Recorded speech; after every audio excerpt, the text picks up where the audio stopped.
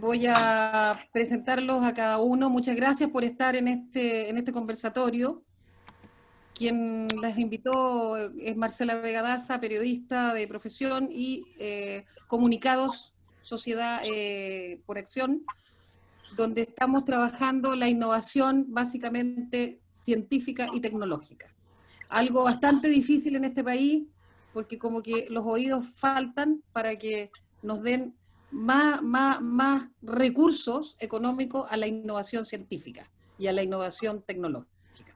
Los reuní a ustedes tres porque creo que son tres personas importantes en el quehacer científico de este país, donde los voy a presentar uno a uno para que sepan con quiénes estamos. Yo me imagino que algunos se conocen, no sé si la doctora Isis conoce a Laura, creo que fueron compañeras por lo que me comentaba, pero voy a comenzar con la ficha de la doctora Laura Bergel, profesora, doctora, médico toxicólogo, docente de toxicología forense de la Universidad de Chile, docente de diploma mención en toxicología y accidentes químicos de la Universidad Federico Santa María, presidente de la Corporación Rita Chile desde el 2012 a la fecha, directora del Laboratorio de Toxicología Servitox, directora de la Asociación Latinoamericana de Toxicología ALATOX desde 1999 a la fecha, directora del Comité Ejecutivo IUTOX desde el 2010 al 2013, delegada del Consejo de IUTOX para ICSU desde el 2013 al 2016, consultora internacional médica geológica Asociación del INGA. Gran doctora, pues, trabajé con ella, me enseñó mucho. Doctora Isis Alvarado Marín, médico cirujano de la Universidad de Chile en 1978. Sus estudios formales son la administración de establecimientos de salud con más de 40 años de experiencia en atención de medicina general de adultos y niños en diferentes servicios de salud públicos y privados en Chile. Lucha Municipalidad de Melipilla, María Pinto, Mutual de Seguridad en Melipilla y Santiago, y en la HELP, entre otros. Vasta experiencia en desarrollo y control de cumplimiento de metas en proyectos de salud, ozonoterapeuta capacitada en Cuba, Argentina, México y España, con 20 años de experiencia en el tema. Diplomada en medicina en biología, medicina bioreguladora y ortomolecular. Presidenta de la APP-TO3 Chile, Asociación de Profesionales de Ozonoterapia en Chile. Presidenta de la FILAOT, Federación Iberoamericana de la WFOT, World Federation of Ozonotherapy. Y terminamos con el hombre, bendito sea que entre las tres mujeres, ingeniero, doctor en ingeniería, ingeniero químico civil de la Universidad de Chile, con un doctorado en ingeniería en procesos del KIT del Instituto de Tecnología Alemana, la Universidad de Wisconsin, en Madison, Estados Unidos, y tiene una certificación internacional como SEM, Certificado de Energía Manager de la AEE, Asociación de Energía Energy Atlanta, en Estados Unidos. Es socio gerente de Long Carbon Chile SPA, Sociedad por Acción, dedicada a fomentar el uso de ecocatalizadores de nanotecnología para combustibles y a desarrollar proyectos del hidrógeno verde. Participa activamente en diferentes actividades gremiales profesionales. El doctor Pletz es miembro de la AEE, Association of Energy, y primer vicepresidente del capítulo Chile de la AEE. Socio de H2 Chile, la Asociación Chilena de Hidrógeno, miembro del Comité de Comunicaciones y Difusión. Y en el Colegio de Ingenieros de Chile, Erwin Pletz toma 3 roles como consejero nacional, como consejero de la especialidad de Ingeniería Química y Biotecnología y presidente de la Comisión de Energía. Creo que con esos tremendos currículum uno se siente nada, porque la verdad es que me siento súper contenta de estar con 3 cabezas muy importantes para el progreso de este país, que creo que necesitamos el mundo de la ciencia puntualmente en estos tiempos donde la pandemia nos ha llevado a caminos insospechados, porque no pensábamos después de 100 años vivir lo que se está viviendo. Y no hay duda que el coronavirus se ha tomado la agenda mundial del primer semestre, a lo menos, del 2020, y probablemente sigamos en esta resta, digamos, de este año. Y creo que no hay espacio diario del vivir, ni en conversaciones, ni en la vida personal, ni en el trabajo, ni en la forma de vida, que no se hayan visto afectadas por esta pandemia, que no tiene precedentes para mi gusto. Entonces, yo les voy a ceder la palabra, vamos a partir por las damas, por las mujeres.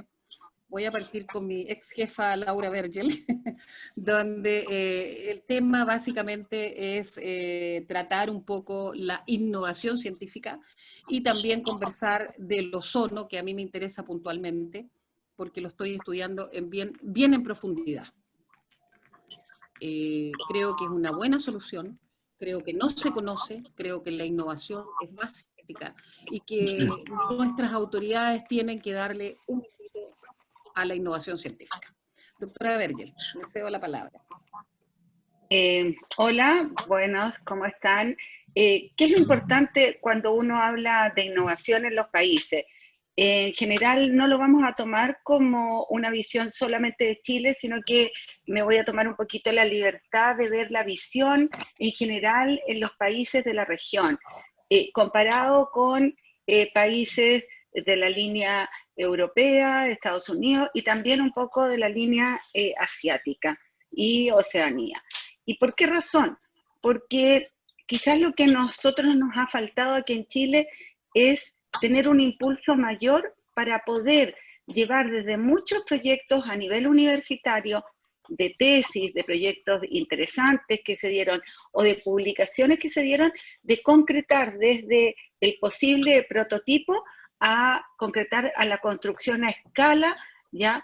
Es decir, a aplicaciones dentro de un sistema que permita mejorar no solo la salud, sino que también el medio ambiente. Eso, en el ejemplo que nosotros trabajamos más del ámbito de la toxicología, es lo que nosotros hoy día miramos hacia atrás y decimos, esa era la antigua química sustentable que preconizaba Naciones Unidas y es hoy día la línea de química sustentable que está trabajando principalmente Alemania. ¿Y qué es lo que busca?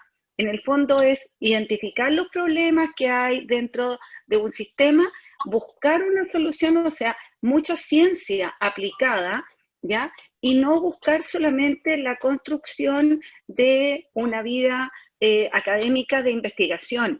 Y es ahí donde creo que hemos pecado, no solo una universidad, en general todas las universidades, porque ¿cómo valoramos a los investigadores? Los valoramos en base al número de papers que se generan y no los valoramos en número de situaciones que a través de sus investigaciones resuelven para el beneficio de la comunidad, para el beneficio de la salud de los individuos y para el beneficio del medio ambiente.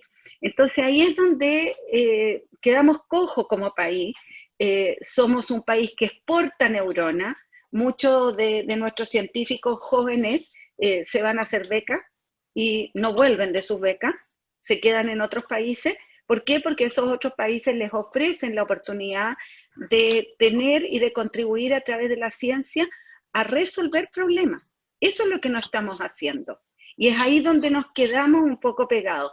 Y quizás esta pandemia sí nos sacude un poco, porque es ahí donde ciencia toma un nuevo liderazgo y dice, bueno, ahora me interesa abrir una línea nueva, que es esta línea de construir nuevas soluciones en torno al tema de la pandemia. Nos quedamos un poquito pegados, eso sí, nuevamente en las ciencias básicas, en resolver cómo tratar la polimerasa o no tratar la polimerasa, cómo hacer estos aislamientos, no hacer estos aislamientos, y quizás muy poco hemos ido innovando en nuevas tecnologías, nuevos métodos para descontaminar, hacer un análisis un poquito más profundo de cómo actúa este virus y cuáles serían las alternativas para poderlo destruir en forma adecuada y no dejar fragmentos genéticos del virus, como hoy día con muchos de los productos que se están usando como de limpieza masiva en los hogares y también a nivel de los procesos industriales y también a nivel de salud, que lamentablemente tienen el riesgo de dejarnos parte de la información genética y que después venga una bacteria o otro virus lo tome y tengamos otros problemas asociados al tema. Entonces, si tú te fijas en esa línea, falta un hilo conductor, falta algo que conecte esta ciencia con ya el producto final, o sea, hacia dónde apuntamos con el producto final, qué es lo que perseguimos y cuál es el beneficio. Entonces, hoy día tú te encuentras con muchos innovadores en esta línea y que tienen ideas maravillosas, pero que quedan truncadas.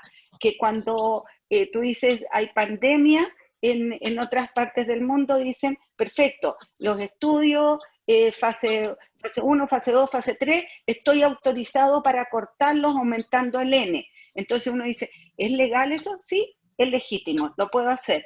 Alemania, por ejemplo, está a puertas de sacar la próxima vacuna para el mes de noviembre y ya, ¿qué es lo que tiene? En lugar de trabajar con el N, que está básicamente considerado de voluntario, aumentó su número N y con eso aumenta la probabilidad de tener una mejor vigilancia respecto de. Entonces, ¿qué quiero decir con esto? Que de repente nosotros somos un país muy rígido, extremadamente regulatorio y que en las pandemias hay que dejar cierta laxitud a la ciencia para que pueda actuar. Si tú le dices a todo proceso de innovación, tiene que darse nuevamente la vuelta después que usted ya lo tenga y que lo quiera desarrollar a escala, ahora tiene que entrar por la puerta regulatoria y tiene que presentar todos los trabajos y yo me voy a dar el mismo tiempo para revisarlo que si estuviera en condiciones habituales. O sea, estoy hablando de 6 meses, 1 año para sacar un registro, lo cual recién te permite ir a la comercialización y a la producción en escala. Entonces, si nosotros no somos capaces no solo de innovar en ciencia, sino que también de tener esta flexibilidad que se exige frente a un desastre, estamos mal, estamos mal. Piensa solamente en los países del lado, piensa por qué Argentina, ¿ya? Hoy día va a producir la vacuna de Oxford, porque tuvo flexibilidad. Y eso es lo que de repente nosotros necesitamos.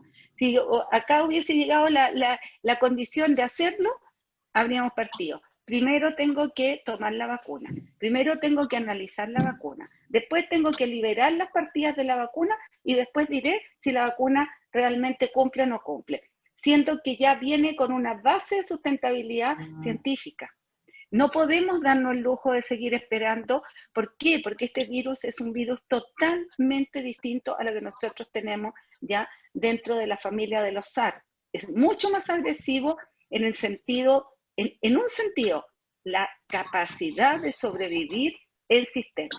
Es capaz de sobrevivir en el agua, es capaz, o sea, por algo fue detectado en España, en Francia, ya en los sistemas alcantarillados.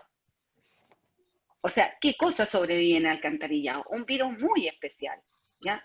Que después tenemos, por otro lado, la capacidad de sobrevivir en elementos básicos como son el cartón, el papel, el plástico, el aluminio, y nosotros no tenemos periodos cortos. Podemos tener hasta días, hasta 9 días, lo ha establecido el NICH.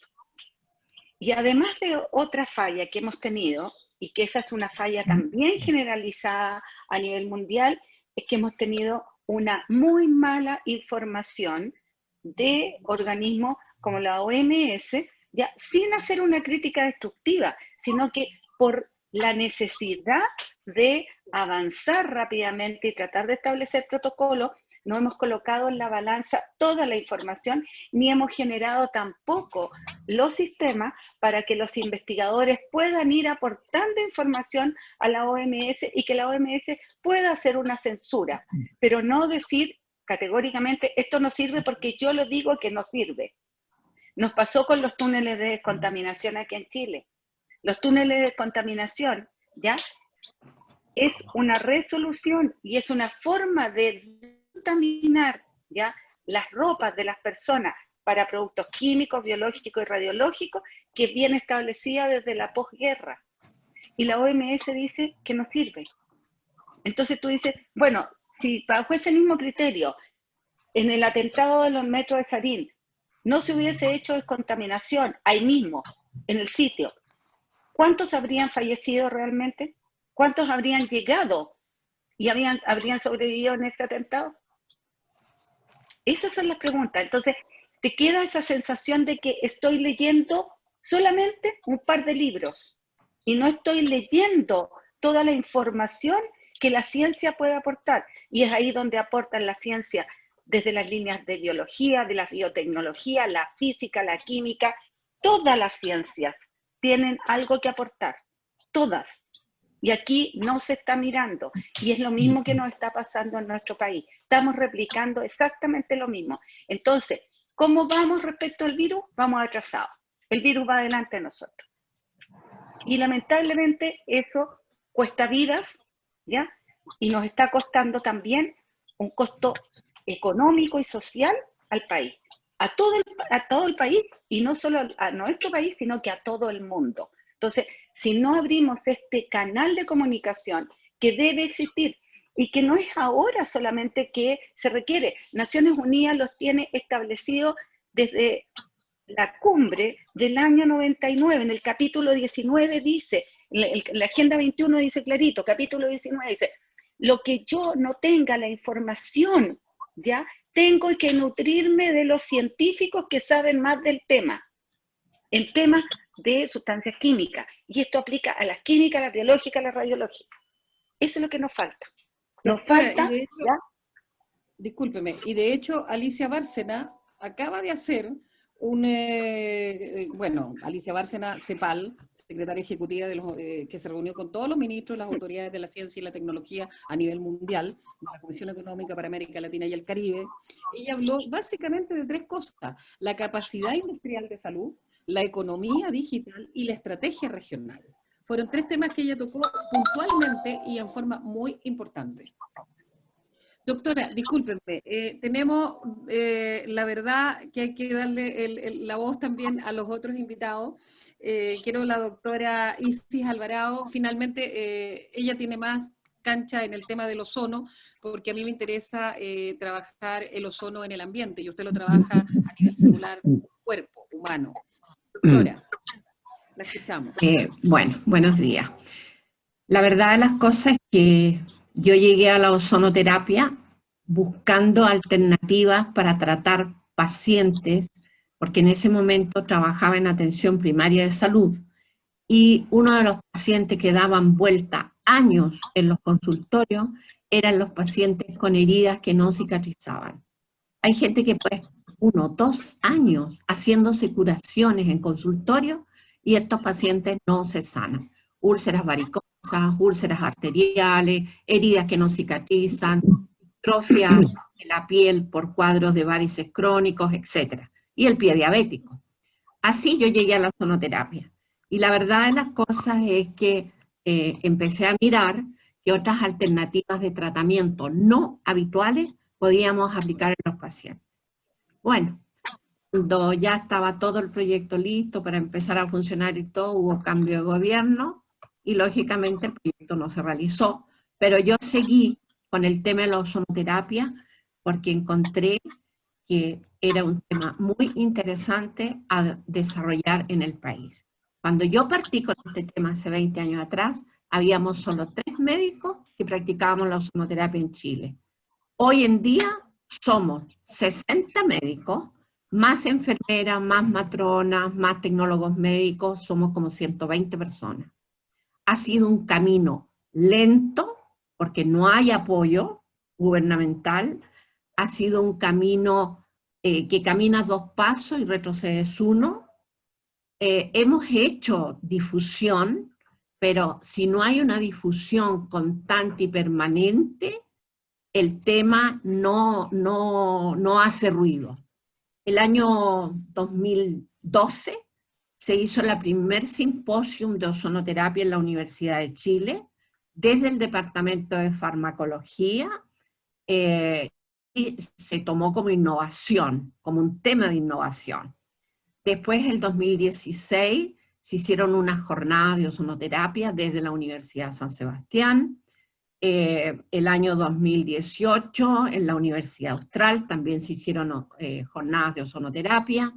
Se han hecho distintas, partimos hace 8 años haciendo capacitación a médicos, y hemos logrado ir juntando esta masa de profesionales que conformamos la Asociación de Profesionales de Ozonoterapia de Chile. Hay otras personas que no están en la asociación, pero que también han hecho algunas capacitaciones en el extranjero. La verdad de las cosas es que la ozonoterapia es una terapia que lleva en el área médica más de 200 años. Esto, donde se hizo popular, fue en la Primera Guerra Mundial, cuando se trataban las heridas y los pies de trinchera y con muy buenos resultados. Lo que pasa que después apareció la penicilina y esta herramienta terapéutica quedó de lado porque los equipos en esa época eran muy grandes, de vidrio y acero, que es lo que contiene el ozono porque es un superoxidante, y lógicamente quedó en desuso. El año 50 volvió nuevamente a aparecer porque aparecieron los plásticos siliconados y lógicamente los equipos se reducieron y fueron de mejor calidad y acotaban más las dosis. Pero donde empezó nuevamente el boom de la ozonoterapia fue el año 2002-2003, recién, hace 18 años, porque en ese momento la doctora Renata Vieve, que es de Alemania, el doctor Belio Bocci, que falleció el año pasado, italiano de la Universidad de Siena, sentaron las bases biológicas, físicas y químicas de por qué funcionaba el ozono. Desgraciadamente, en nuestra sociedad occidental médica, si tú no le muestras evidencias químicas, físicas, biológicas, a pesar de que algo funcione y muy bien, no lo aceptan. Bueno, a mí siempre me miran de repente como una doctora rara, ¿qué está ocupando? ¿Qué está haciendo? Pero cuando ya no ya no saben qué hacer con los pacientes, me lo derivan. La verdad de las cosas es que el ozono tiene dos áreas importantes de uso. Uno, en el medio ambiente, tanto para desinfectar agua como aire. Pero, lógicamente, las dosis que se usan en agua, en aire, no tienen nada que ver con las dosis médicas. Los equipos médicos funcionan en microgramos por ml. Microgramos por ml. Y cada aplicación de ozono que se haga en una patología depende de la patología y el tiempo que se le vaya a dar. En el aire y en el agua, las dosis son de gramos por hora, de miligramos por hora, o sea, las dosis son muy altas, y eso lógicamente va condicionado de acuerdo al área que se quiera desinfectar en el medio ambiente y de acuerdo a la cantidad de agua que se quiera desinfectar. Y los técnicos, los ingenieros saben eso. Yo me voy a abocar al área médica, pero sí avalo la sanitización con ozono. La única salvedad, y que tengo que hacerla presente, es que cuando se sanitiza con ozono recintos cerrados de distinto tipo, no deben haber personas adentro. Porque la única contraindicación del ozono es la inhalación directa, porque eso tiene un grado de toxicidad y lógicamente de acuerdo a la concentración que haya de ozono, es la toxicidad que va a tener el ozono. Por eso que muchas veces la gente asocia, el ozono es tóxico. Sí, el ozono es tóxico. ¿Pero por qué? Porque lo generamos nosotros. De hecho, las ciudades que están más contaminadas, sobre todo aquí en Santiago de repente, resulta que la medición que se hace para medir el nivel de contaminación es el ozono, a través de la luz ultravioleta. Y lo que ocurre es que la gente asocia ozono a tóxico. Pero el ozono es tóxico cuando nosotros lo generamos. Y es tóxico si nosotros estamos en un ambiente cerrado con una cantidad determinada de ozono que no corresponde a los estándares que se han determinado a través de las distintas organizaciones mundiales. Pero el ozono es muy, muy positivo para poder tratar microorganismos y hacerlos desaparecer del ambiente y del agua. Bacterias, hongos, virus, parásitos, etc. Y eso lo verán las dosis y cómo se hace con los ingenieros. Ahora, en el área médica, nosotros sabemos y de hecho nosotros presentamos un documento al Ministerio de Salud como asociación de ozonoterapia, de lo benéfico que es tratar a los pacientes que hoy en día están con COVID. Estamos hablando que es un tratamiento complementario. No estamos hablando que la gente se va a sanar del COVID con la ozonoterapia, y eso quiero dejarlo en claro. Porque resulta que la ozonoterapia es muy útil porque sabemos que rápidamente la ozonoterapia produce cambios bioquímicos dentro del organismo. ¿Qué pasa en un paciente de COVID? Primero que nada, hay una hipoxemia severa. ¿Con qué se mejora? Con oxígeno. Y una forma de aumentar la oxigenación dentro de la célula es a través de la ozonoterapia. Y la otra forma es la cámara hiperbárica. Pero tienen distintos mecanismos de acción, pero ambas son medicinas bioxidativas complementarias a los tratamientos médicos habituales. Segundo lugar, la ozonoterapia regula el estrés oxidativo. ¿Y qué hemos visto en estos pacientes COVID? En que los estrés oxidativos es muy, muy alto. Produce además, baja la carga viral. Como mata virus, hongos y bacterias, lógicamente la carga viral baja. Y por otro lado, tenemos que regula la inmunidad, es decir, produce cambios bioquímicos dentro de nuestro organismo que van a ayudar a que todo este mecanismo de acción que genera el COVID en los pacientes que presentan distintos grados de patología van a disminuir. Mire, también presentamos un documento a algunos senadores relatando todo lo que se ha hecho a nivel mundial. Un resumen, porque la ozonoterapia se ha utilizado en Italia, en China, en España, en Brasil en este momento. Y de hecho nosotros ahora en este momento nos estamos adscribiendo a un programa latinoamericano para hacer un solo protocolo de ozonoterapia en los pacientes con COVID. No solo los que están en este momento en fase de enfermedad, sino que los que están quedando con secuela post-COVID. Porque esos pacientes que han tenido COVID, la recuperación es lenta. Pueden pasar meses hasta que los pacientes se recuperen y vuelvan a sus actividades laborales. Entonces, la verdad de las cosas es que como asociación hemos hecho algunos esfuerzos. Y presentamos un documento al Ministerio de Salud, ni siquiera un correo de vuelta diciendo que lo habían recibido. Se lo presentamos a los senadores, lo mandé informalmente a algunas personas de la Comisión de Salud, nada. Pero sí vamos pronto a tener un testimonio viviente de lo que significa hacer un tratamiento de ozonoterapia. A raíz del cambio de ministro, justo teníamos un médico que es investigador, que además es especialista en biomedicina, que tuvimos que elevar una carta al ministro París pidiendo por clemencia que nos dejaran entrar a una clínica privada en Santiago para hacer la ozonoterapia.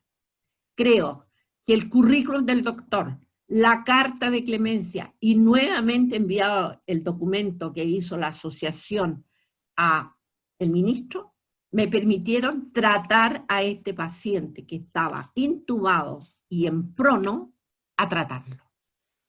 Esto hace 6 semanas, cuando recién había asumido casi el ministro París. Afortunadamente, por orden del ministro, pude entrar a hacerle tratamiento a mi colega, que es mi partner, con los cuales hacemos la capacitación en Chile de ozonoterapia. Resulta, la primera semana yo llegué a la BUPA, que es una clínica, y los colegas, bueno, viene la doctora, ya, hacía el tratamiento, ni me preguntaba. El doctor estaba en prono. Y nos permitieron entrar porque ya querían desentubarlo. Y qué bueno, ver cómo evolucionaba nomás. La primera semana fui 2 veces al día a hacerle tratamiento de lunes a viernes. A la segunda semana el doctor ya estaba en supino porque los parámetros se habían estabilizado y hemodinámicamente estaba ahí, lógicamente en supino. El día viernes programaron la traqueotomía para la tercera semana. Lograron despertarlo. Y hoy en día, después de 6 semanas, está listo el doctor para salir de alta. Ahora, yo no digo que solo la ozonoterapia haya ayudado a que en este momento el doctor esté vivo, y lógicamente él va a hacer en algún momento determinado un video de todo lo que pasó, porque hay un registro de esto. Esto es un complemento y es una ayuda importante, porque baja carga viral, porque aumenta el metabolismo del oxígeno, porque regula la inmunidad, porque disminuye la tormenta de citoquinas que se produce en el COVID. Entonces, la verdad de las cosas, así como ese caso, tenemos un par de casos aislados más que hemos estado haciendo. Todos los esfuerzos que se hagan en difundir la ozonoterapia desde un punto de vista profesional, con ingenieros químicos, físicos y eléctricos en el área, lógicamente, ambiental, y por otro lado, en el área biológica, con los médicos y la gente que estamos trabajando, va a ser bueno. Nosotros hemos hecho publicaciones en el Mercurio, hemos hecho publicaciones en la revista Buena Salud, se han escrito distintos artículos en la revista del Instituto de Enfermería, pero todo es insuficiente. La verdad de las cosas es que por el tiempo que yo pueda seguir trabajando, trataremos con el doctor citando médicos en esta herramienta terapéutica que es muy útil y está con evidencia tipo A en muchas patologías en la escala de Oxford, que le gusta mucho a mis colegas esa escala. En el área del dolor, en todo lo que es de tratamiento de columna, está en escala A en la escala de Oxford. Y en los tratamientos de úlceras varicosas, heridas que no cicatrizan y todos esos temas de pie diabético, también está en escala A de Oxford. Así que la verdad de las cosas es que ya hace 20 años que me dedico a esta área de la medicina, con muy buenos resultados, es un complemento a lo que yo hacía anteriormente, y la verdad de las cosas es que trataremos de seguir difundiéndola. Así que avalo plena. Doctora, muchas gracias. 2 áreas. Doctora Isi, muchas gracias.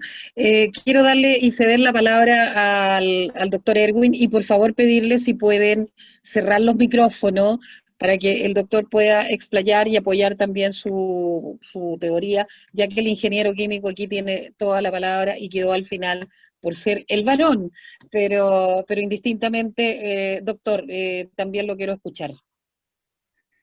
Muchas gracias, Marcela. Y un saludo especial a mis 2 colegas, la doctora Laura y la doctora Isi, porque veo que lo que nos une es que estuvimos los 3 en la gloriosa Universidad de Chile. Eso es lo que definitivamente nos une, y creo que en aquel entonces sí había una educación de calidad. Pero habiendo dicho eso, quiero referirme a lo que primero dijo la doctora Bergel, que es muy importante en investigación y desarrollo, en todo lo que estamos haciendo. Yo simplemente en mi práctica profesional, sí hice un doctorado, hice un postdoctorado, todas esas cosas, estuve mucho en el laboratorio, pero me he dedicado más a resolver problemas ingenieriles. ¿Y qué relación tengo con esto? Es que las cosas no solamente en el laboratorio funcionan, sino que hay que hacerlas realidad. Y eso me pareció muy importante, porque hay muchas formas complementarias de ayudar. Uno de los problemas regulatorios que estamos viendo es que en Chile somos un país napoleónico. Te dirán, ¿qué es eso? Nosotros nos regimos bajo el código napoleónico, los franceses, los italianos, los españoles, y podemos hacer todo lo que esté reglamentado, si está en ley. En cambio, los países anglosajones hacen todo lo que no está prohibido.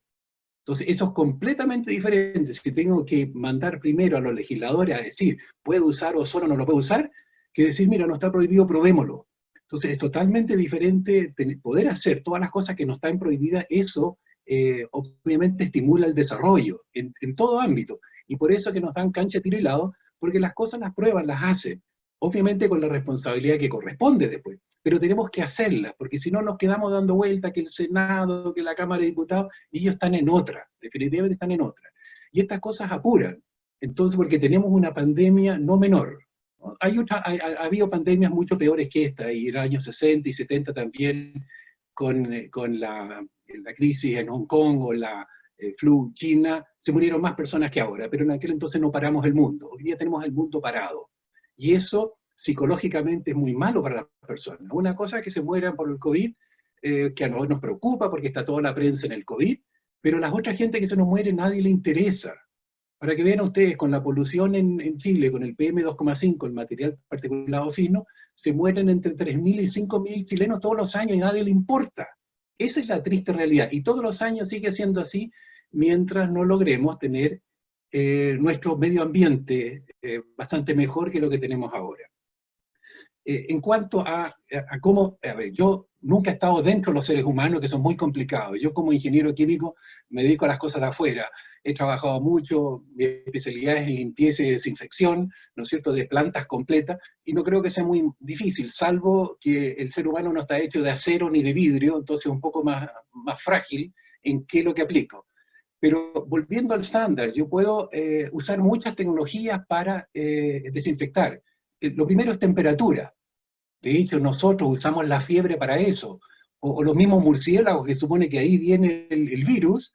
Estos bichos cuando vuelan tienen 41 grados Celsius. O sea, ellos que están apiñados, no tienen ninguna distancia social, viven millones dentro de una caverna, están contaminados con todos los virus que existen. Y sin embargo viven. ¿Por qué? Porque cuando ellos vuelan, cambian su metabolismo y tienen 41 grados. O sea, ellos producen fiebre y trabajan perfectamente bien. O sea, se puede. Ahora, una persona ya con 39 está al otro lado, ya no sirve. Entonces la pregunta que hago, con calor, bueno, algo van a poder hacer. Después está toda la terapia, y por eso que es bonito la palabra complementaria. Yo puedo usar químicos, uno de ellos es el ozono, yo puedo usar cloro. O sea, yo puedo bañar a la gente en cloro, claro que se me mueren, ese pequeño problema colateral que tengo, lo mismo que decía la doctora Isi, con ozono también lo puedo hacer, si le pongo mucho se me mueren, entonces no gano mucho con eso, tengo que ver cuál dosis. Y yo he trabajado mucho en lo que se llama cinética, o sea, el aspecto en el tiempo. Todas estas cosas, para, por ejemplo, esterilizar o pasteurizar, yo tengo dos variables. Yo tengo el tiempo y tengo la temperatura, o tengo la concentración y tengo el tiempo. Entonces depende si tengo 10 minutos para aplicarlo, o 1 minuto o 1 segundo. De eso depende la dosis que yo necesito. Entonces no hay una verdad absoluta, sino que yo puedo cambiar. De hecho, con el ozono es así, que tengo una cierta zona, combinación entre tiempo y temperatura, donde es apenas sintomático, donde hay una zona que no es tóxica, después una zona que es irritante, después una región tóxica permanente y una región fatal. Y eso siempre es una combinación entre tiempo y dosis. Entonces, no es que sea una receta fija, sino que hay que tener cuidado cómo uno lo aplica. Por lo tanto, la responsabilidad de nosotros en la aplicación es muy importante. Después viene el factor costo económico, porque yo puedo usar, ya dije, puedo usar temperatura, puedo usar químicos, de eso estamos hablando hoy día, pero puedo usar la físico-química, ¿no es cierto? Que es lo que yo estaba publicando con respecto al COVID, las medidas de higiene, donde todos dijeron usen alcohol gel, una cuestión carísima, cuando todo lo que teníamos que usar era agüita y jabón. Esto es más barato. ¿Y por qué hicimos nosotros un reporte técnico al Senado? Porque estaban poniéndole un montón de plata a hacer alcohol gel y todos volviéndose locos con el alcohol gel, que es carísimo. Un negocio horrible. En vez de usar agüita, ¿no es cierto?, y jabón. Y para que tengan claro, el agua es distinta, les voy a poner precio. Porque esta agüita, ¿no es cierto?, que es agua potable, me está costando 1 peso por litro. 1 peso por litro es lo que me cuesta eso. En cambio, la gente va al metro y se compra, ¿a cuánto? 500 pesos el medio litro, están pagando 1.000 pesos por litro en vez de pagar 1. Entonces, ojo con ese tipo de cosas, porque el precio tiene que ver y las medidas que tomamos tienen que ser costo efectivas. Y no hay seguridad absoluta, yo creo que eso les tiene que quedar claros a todos y hay que decirlo. Por eso me gustó cuando digo que es complementario, tenemos que usar diferentes formas. Entonces, lo único que estamos haciendo nosotros estadísticamente es bajamos la probabilidad que alguien se enferme. Hay una industria, como decía la señora, que es más vieja todavía, las conservas. ¿No es cierto? En las conservas estamos esterilizándolos, estamos matando los bichos que hay adentro.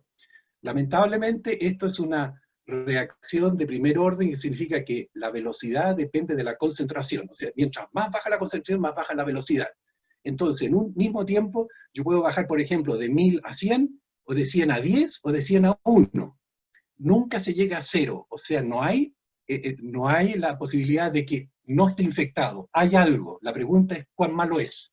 Entonces, diferente tener una concentración de microorganismos 10 a la 8, o sea, estamos hablando de 100 millones por mililitro, o tener 1000, o tener 100, porque nunca voy a llegar a 0, sino que bajo la probabilidad. De hecho, con las conservas, que es algo que ustedes comen en todo lado, uno vive con la probabilidad de que 4 conservas en 1 millón estén malas. Y tengo que hacerlo, porque si no tengo que sobrecocinarlas, entonces ya no tendría arvejas, tendría sopa de arvejas. ¿Fijan? Esa es la diferencia, que yo tengo, hay un límite técnico que tenga sentido. Yo no puedo esterilizar una leche porque he hecho a perder todas las vitaminas.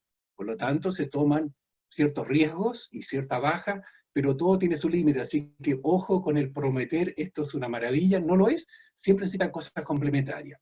Y una cosa importante en cuanto al ozono, tengo que decirlo como todos los otros, el ozono es un oxidante muy, muy radical. El problema está que no deja un valor residual, o sea, se va, ¿no es cierto? Se me va en peróxido, después al activar me queda en cero, o sea, no tengo residuos. Y ese en el caso del agua potable es un problema, porque de hecho a mí me ha pasado en planta que tengo un agua potable de pozo maravillosa y me obligan a clorarla, o sea, me obligan a ponerle cloro para declarar el agua potable. ¿Y por qué eso? Por la seguridad. Porque si tengo en mi casa una cañería 2 semanas que no la uso, imagínense el festín que se dan los microorganismos si pudieran crecer. Yo los mantengo bajo cloro para que no se vuelvan a reinfectar. Porque una cosa es desinfectar y el grave problema que tenemos es con la reinfección. Por eso que nosotros estamos trabajando en cosas complementarias, el ozono por un lado para desinfectar. La gracia está que el ozono como gas lo puedo meter en todos lados.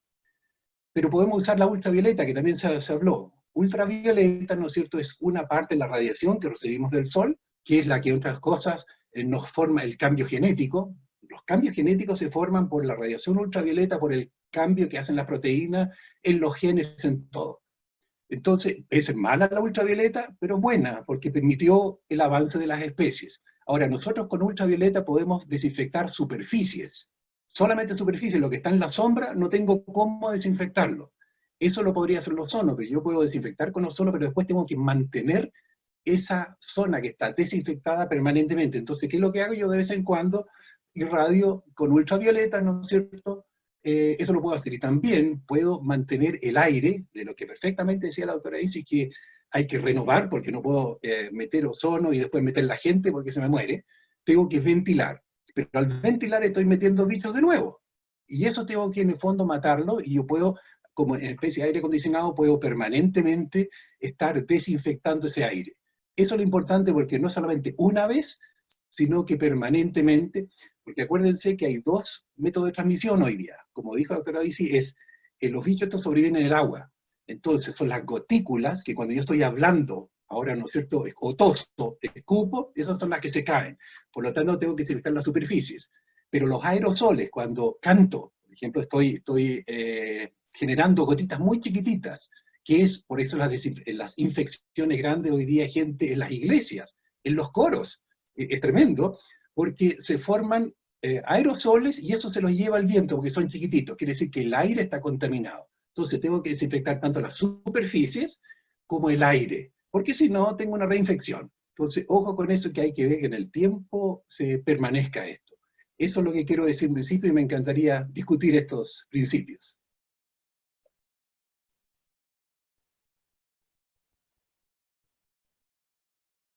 No le escucho. Micrófono. Perdón. Es que como me había pedido baja el audio.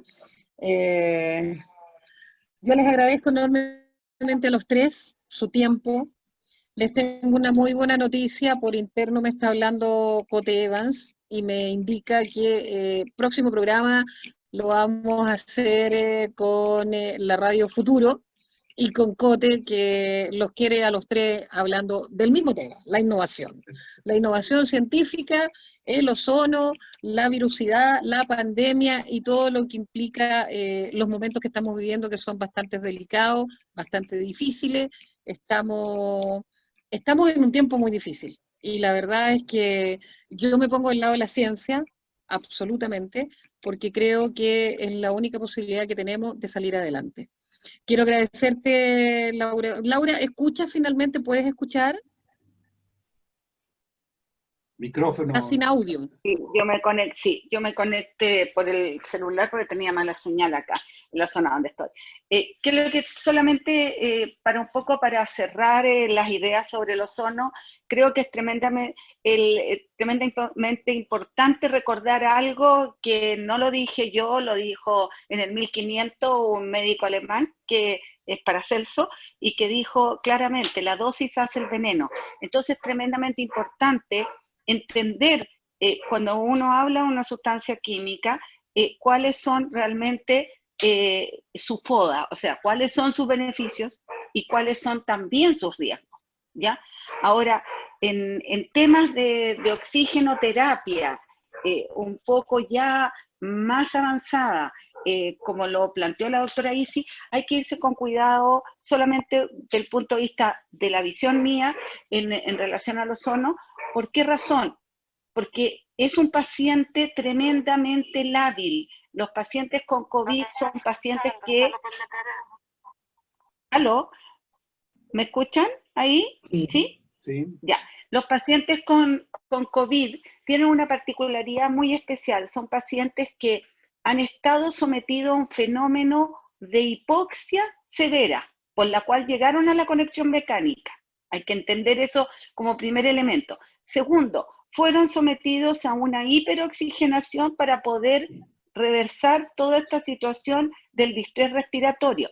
Con esos elementos nosotros formamos una cantidad de radicales libres asociados, ¿ya? Que si nosotros podemos, con una mala dosificación de ozono, incendiar ese pulmón y terminar de liquidarlo, o simplemente ayudarlo. Entonces ahí donde probablemente se ha generado toda esta controversia, ¿ya? Respecto de si sirve o no sirve. En todo lo que es el pie diabético, en todas las otras hay un acuerdo a nivel de lo que es la información científica, pero en los temas ya de someter a pacientes a ozonoterapia en relación a los temas de COVID es un poco más controversial. Entonces yo ahí, ¿qué es lo que haría? Mediría la capacidad de glutatión que tienen estos individuos.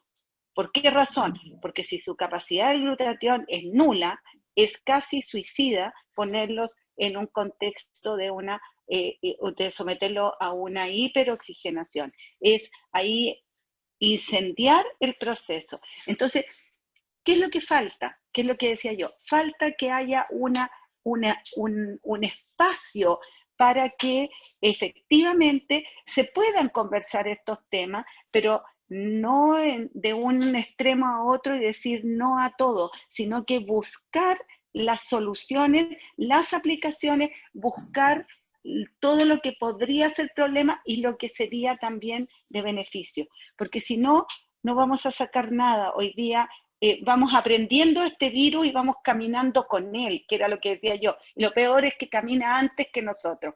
Entonces, estamos llegando tarde a todo, pero hay que hacer un consenso en la investigación. Si no hay este consenso, esto no lo hace el Ministerio de Ciencias como liderando esto y posicionándose, los ministerios de ciencia en otros países tienen una fuerza impresionante, impresionante. Son los consejeros de los ministerios y le están guiando sobre el camino correcto. Entonces, no aprendamos de los errores, sino que busquemos rápidamente cómo este ministerio, que en un momento dado se dio, después se rechazó, después se volvió a resucitar. Entonces, démosle definitivamente la fuerza que necesita. El país necesita. Los países se desarrollan y se miden en su capacidad cuando tienen ministerios de ciencia potentes que además generan patentes, que además generan investigación y que además generan, porque ahí es donde se generan el aumento de la recaudación internacional a través del pago de patentes y de licencia. Es ahí donde los países se enriquecen. No se enriquecen exportando el cobre como lo estamos exportando. o exportando la fruta como la estamos exportando. Entonces, no es una crítica, es un poco, a ver, detengámonos en este momento, un milisegundo, pensemos en ese milisegundo y empezar a recaminar. Gracias, Marcela, por la oportunidad. Creo que es tremendamente desafiante el tema, ¿ya? No es menor. No creas que no vas a tener enemigos en este sistema, pero creo que hay que hacerlo. Yo quiero aprovechar de hacer un llamado, porque a mí me gustaría darle tiempo tanto a la doctora Laura como a la doctora Isis para hacer todo lo que haya que hacer. Entonces yo quiero apelar a la prevención. Yo sé que algún momento me voy a infectar con el virus COVID, pero prefiero hacerlo en un par de meses más que ahora. Así de simple, prefiero que todos aprendamos mucho más para que las terapias sean más efectivas, porque exactamente como la doctora Laura dijo, estamos aprendiendo, porque es nuevito este virus, es totalmente nuevo. Entonces tenemos muchísimo que aprender, y yo prefiero que cuando hayan hecho su pasantía, así, ahí recién contagiarme y no ahora. Así que apelo a las medidas de prevención, a las medidas de higiene, al distanciamiento social, que es muy difícil, pero hagámoslo ahora para darle un poquito de respiro a los médicos que están en primera línea, ¿no es cierto?, que puedan hacer su pega tranquilo y no le abarrotemos los hospitales por este malentendido que ahora tenemos libertad. El bicho está afuera, entonces si salimos vamos a ir a buscarlo. Y cada salida era ir a buscar el COVID que no está en la casa de nosotros. Por eso que quiero dejar bien claro, por favor, la prevención es difícil, pero por favor hagámoslo para darle tiempo a los médicos de entrenarse en la terapia del COVID. Bueno, con todo esto, a mí me queda claro que les quiero hacer una próxima invitación. Me voy a abocar a juntar a la comisión tanto de la Cámara Baja como de la Cámara Alta, y me comprometo aquí a que tengamos un conversatorio con los diputados y los senadores para poder hacer algo importante, porque por algo los junté. Creo que aparte de la Chile también está la Católica, la doctora Bergel también perteneció a la Universidad Católica, y además otras universidades en Europa, porque aquí todos han pasado por Alemania. Hemos pasado por Alemania. Entonces creo que es sumamente importante desde el punto de vista de la alta intelectualidad tratar este tema directamente con nuestra legislación, y creo que es fundamental que los parlamentarios le pongan oreja, oído, y también nuestras autoridades. Si logramos tener un conversatorio importante, que lo podemos trabajar con un timing adecuado, les voy a solicitar por individual algunas cosas técnicas que yo no las manejo, pero sí puedo ser un canal, sí puedo ser a lo mejor una persona que les va a hacer el puente y que les va a reunir con quienes tienen que reunirse, ya sea así incluso el ministro Pari o la subsecretaria Daza. Pero lo importante es que tenemos que conversar con las autoridades, es que la comunidad científica debe ser escuchada, y creo que ese es el camino para que el país salga adelante. Y como bien dice el doctor tenemos que ir aprendiendo. Yo soy una neófita, más que ustedes, porque son ustedes la autoridad médica, pero sí me siento comprometida como ciudadana chilena y como comunicadora social. Le quiero agradecer a los tres la participación. Doctora Isis, si tiene algo que agregar, la escucho. Sí, algo que es muy importante en el cuidado personal de todo el mundo es alimentación, el ejercicio, y el ejercicio que también se puede hacer en la casa. No basta con salir a trotar, hacer una respiración consciente, mover todas las articulaciones de forma pasiva y activa dentro de la casa se puede hacer, porque eso también ayuda a oxigenar nuestro ser humano. Entonces, fuera de lo que dijo don Erwin, también es importante esta otra parte, y tomar agua. Eso es muy, muy importante. En realidad, el tema del ozono da para muchas conversaciones. Afortunadamente, aquí en Chile tenemos cómo medir estrés oxidativo, y además hay equipos italianos que uno puede medir también estrés oxidativo, y eso nos ayuda un poco a manejar cómo uno va trabajando con la terapia. Por eso la ozonoterapia es una herramienta terapéutica que debe ser manejada por médicos.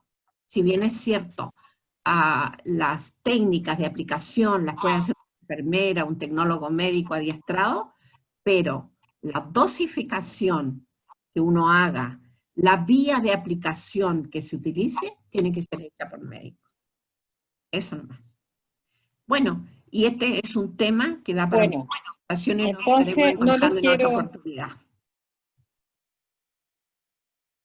Muchas gracias por No invitarme. les quiero quitar más el tiempo, yo sé que cada uno de ustedes tiene grandes cosas que hacer por este país y que sus timings son tremendamente importantes. Y les quiero agradecer de corazón que en esta pasada nos hayamos encontrado, los haya reunido a los tres. Voy a intercambiar los celulares de cada uno con todos para que tengan relación e interrelación entre ustedes tres. Me parece que son tres personas bastante importantes y creo que el hidrógeno verde va a salir arriba, la molécula de Laura también y la ozonoterapia también. Les quiero agradecer y que tengan una muy buena semana la que viene y un buen fin de semana.